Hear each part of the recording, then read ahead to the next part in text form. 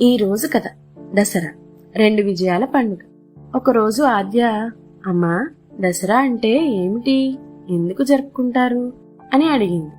అప్పుడు అమ్మ, బంగారం, దసరాకి 2 గొప్ప కథలున్నాయి. ఒకటి అమ్మవారి కథ. ఒకప్పుడు మహిషాసురుడు అనే రాక్షసుడు దేవతలను మనుషులను బాధ పెట్టేవాడు. అప్పుడు దేవతల శక్తులన్నీ కలిసి దుర్గాదేవి జన్మించారు.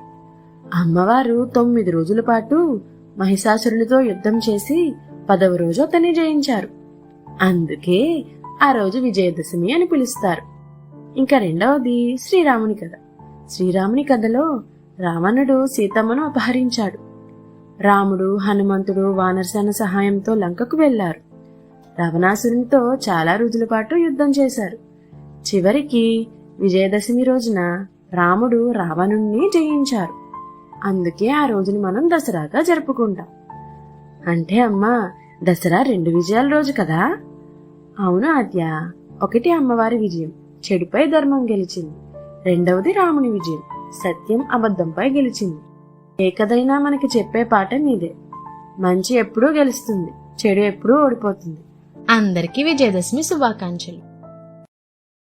Download ShareChat.